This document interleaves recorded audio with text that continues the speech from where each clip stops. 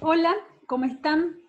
En la clase de hoy me voy a referir a síndrome metabólico, que se define como el conjunto de problemas de salud que puede presentar una persona en forma simultánea o secuencialmente.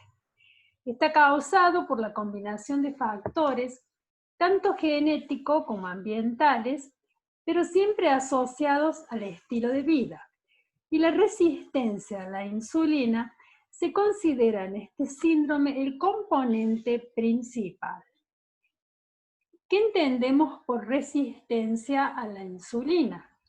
Es la imposibilidad de esta hormona de mantener valores normales de glucemia en el organismo, debido a una incapacidad para actuar en los tejidos diana, como es el músculo esquelético, el hígado y el tejido adiposo. Frente a esta resistencia, el páncreas responde liberando una mayor cantidad de insulina y con ello se establece la hiperinsulinemia. ¿Cómo podemos diagnosticar o determinar la presencia de resistencia a la insulina? A través del dosaje de insulina en ayunas o bien determinando la glucemia basal y la glucemia postprandial, es decir, realizando la curva de tolerancia a la glucosa. O con el índice de resistencia a la insulina, denominado OMA, por sus siglas en inglés, que significa Modelo de Evaluación de Homeostasis. En cuanto a la curva de tolerancia a la glucosa, se realiza y en ella, además de medir los valores de glucemia, tanto basal como postprandial, se determinan también los valores de insulina. Y así tendremos que para hablar de resistencia a la insulina, lo haremos con un valor en ayunas que sea igual o mayor a 12 o según otros parámetros de normalidad de los laboratorios puede ser mayor a 20, dependiendo de los laboratorios. Y en la postcarga haremos el diagnóstico con valores de insulina, mayor a 100 en la primera hora y mayor a 60 a las 2 horas. En cuanto al índice OMA, se determina teniendo en cuenta la insulina en ayunas por glucemia expresada en miligramos por decilitro y en ayunas sobre una constante que es 405. El valor normal del índice OMA es menor a 2 y hacemos diagnóstico de insulinoresistencia con un valor igual o mayor a 2.5. Es decir, que un índice elevado, un índice OMA elevado, indica baja sensibilidad a la insulina y con ello se diagnostica la resistencia a la insulina.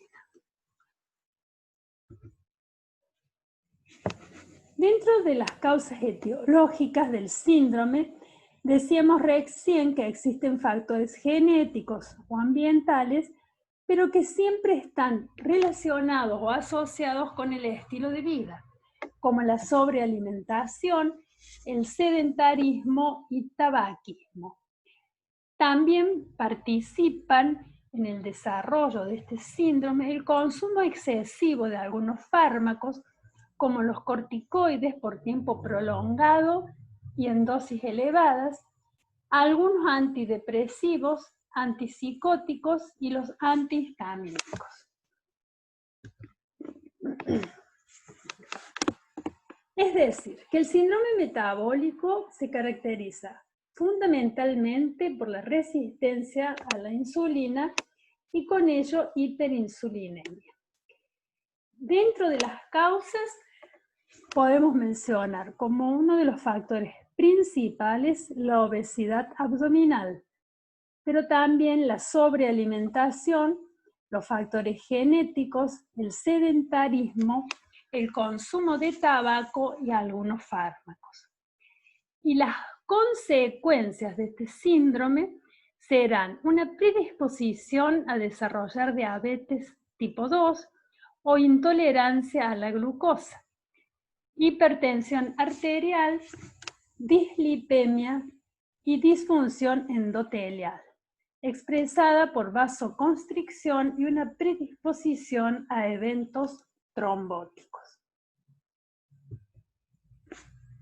En cuanto a la epidemiología, en Argentina la incidencia es de aproximadamente un 20% y se distribuye este porcentaje en 40% para las mujeres y un 60% en los hombres. En el mundo occidental, 1 de cada 5 personas padece síndrome metabólico. Existen criterios diagnósticos que han sido establecidos en principio por la Organización Mundial de la Salud, posteriormente modificados por EGIR, que es el Grupo de Estudio de Resistencia a la Insulina. Los criterios, luego están los criterios de ATP, que es el panel, significa panel de expertos de tratamiento de dislipemia en adultos, y por último, la Federación Internacional de Diabetes también establece los diagnósticos, que son pequeñas modificaciones que se han ido dando a lo largo del tiempo. Así tenemos que en principio la Organización Mundial de la Salud hablaba de un parámetro principal que estaba representado, ya sea por intolerancia a la glucosa expresada por una glucemia en ayunas mayor a 110 o postprandial mayor a 140 o hiperinsulinismo. Asociado a una de estas dos eventos debía existir hipertensión arterial con cifras mayores a 135/85, triglicéridos mayor a 150, HDL colesterol menor a 35 en el hombre y menor a 39 en la mujer, y un índice de masa corporal mayor a 30. Agregaba además microalbuminuria mayor a 20. Se requería para el diagnóstico un parámetro principal, indicador de resistencia a la insulina, más 2 factores de los restantes.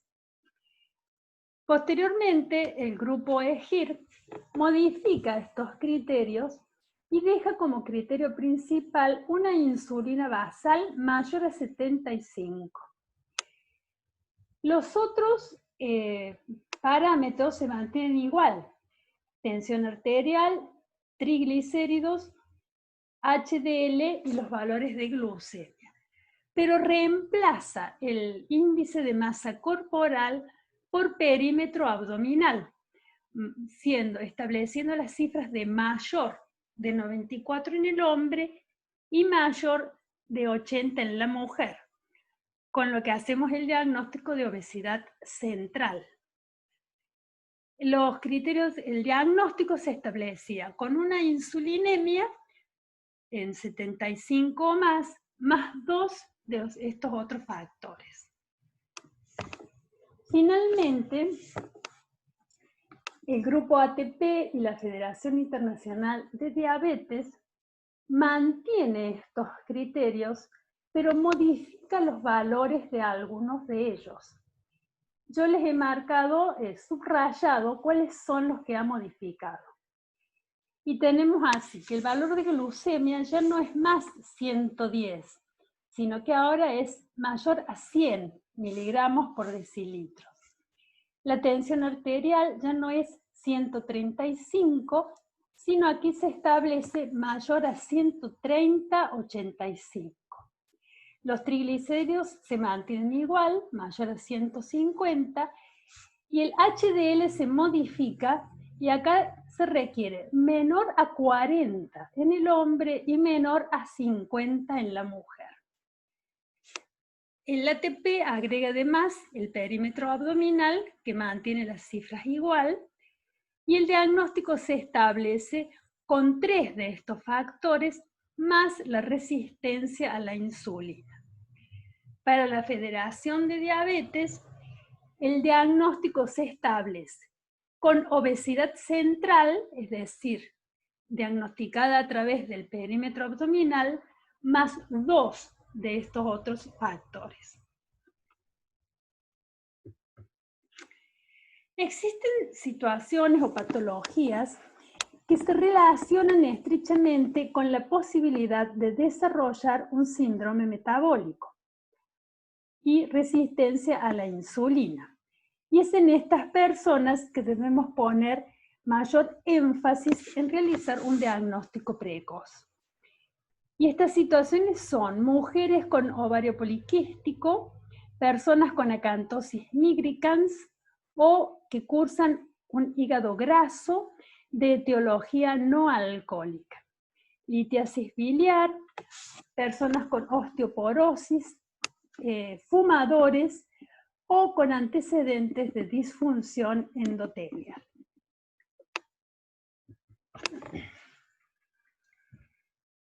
¿Cuáles son las causas del síndrome metabólico para nuestra salud? Cada componente de este síndrome es un factor de riesgo cardiovascular.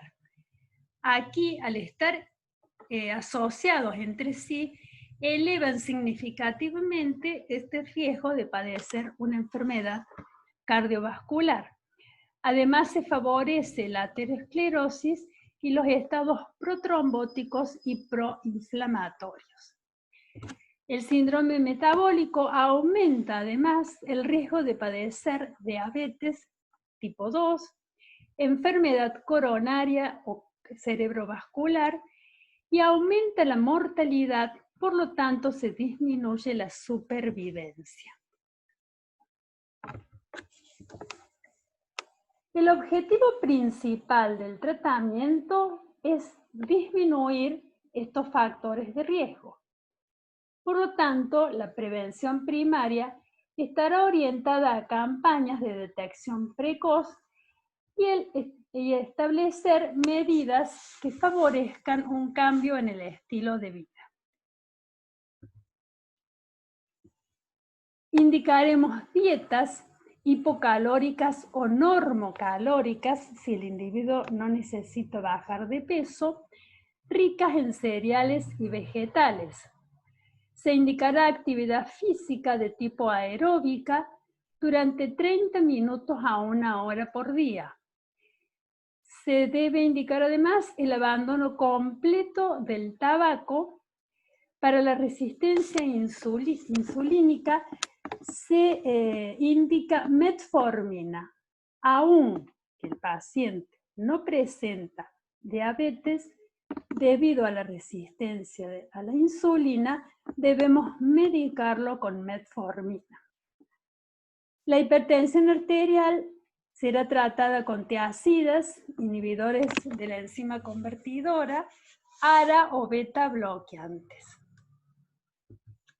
La dislipemia, además de las medidas higiénico-dietéticas, si tenemos un aumento de colesterol, se indica estatinas, y para los triglicéridos, cuando son mayor a 400 miligramos, indicamos fibratos.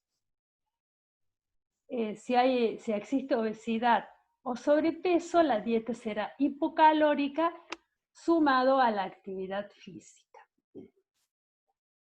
En todo paciente con síndrome metabólico debemos indicar además antiagregantes plaquetarios, ya sea aspirina en dosis de 75 a 325 miligramos día o clopidogrel 75 miligramos día.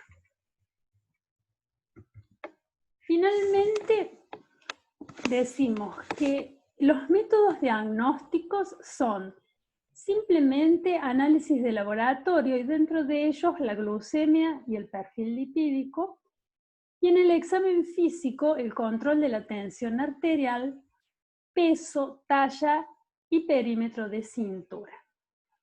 Todos estos estudios son de bajo costo son confiables y de fácil acceso.